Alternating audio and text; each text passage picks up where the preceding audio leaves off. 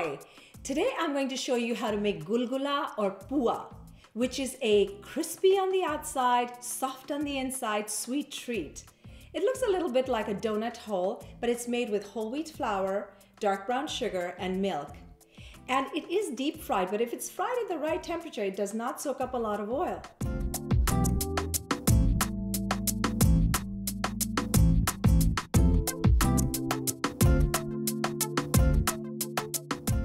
I make my batter in a stand-up mixer, but you can use a hand mixer or a blender. So let's get started. I have whole wheat flour. This is bought from an Indian store and is used for chapatis as well and other Indian breads. Dark brown sugar, milk, tablespoon of ghee or oil. I'm using ghee today. Coconut powder, fennel seeds, which I have crushed, and poppy seeds. These are white poppy seeds, but you can use black poppy seeds as well. And a pinch of salt. I am going to put some baking soda, but later, not right now. So I'm going to make this batter and let it sit for about a half hour. So my batter is ready. After mixing it in the mixer, I beat it for about 2 minutes and let it rest. And then I added a generous pinch of baking soda. And I transferred it to this smaller bowl because it's easier to handle and dip into to pour into the oil. For your frying pan, you can use an 8-inch to 10-inch skillet. The larger the skillet, the more oil you will need to use. This is a 9.5-inch frying pan, and I'm going to pour oil about 1 inch deep. You should always pour cold oil in a cold pan and then turn the stove on. And the secret to good frying is to have the right temperature of the oil before you put the batter in. And I'll show you what happens when it's not hot enough. If you put a little bit of the batter in here, it's cold and the dough doesn't sizzle.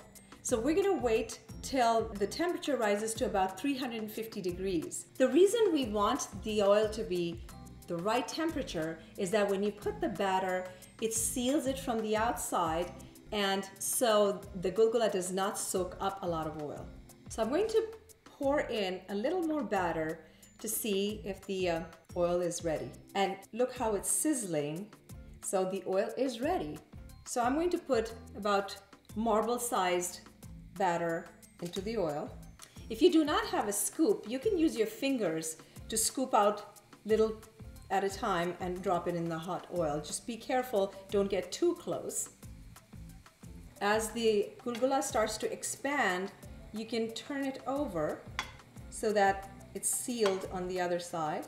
Be very careful and mindful that you are working with hot oil, so just pour the batter very gently, as close to the oil as you possibly can without touching it. See how puffy and round it gets, even though I'm not trying to round it, but it expands while cooking. And we will continue to brown it because even though it's brown on the outside, it's still cooking on the inside. So it's starting to brown nicely, and some of them have even cracked, which is nice. It gives them a crispier surface. It takes about 2 to 2.5 minutes in the oil. And they're not perfectly uniformly brown, which is fine. They're lighter on one side. So the gulgulas are ready. I've fried all of them. And let's see what they look like. So they're crispy on the outside and soft on the inside. And crunchy and sweet and delicious. For details of this recipe and more delicious mouth-watering recipes, please go to my blog.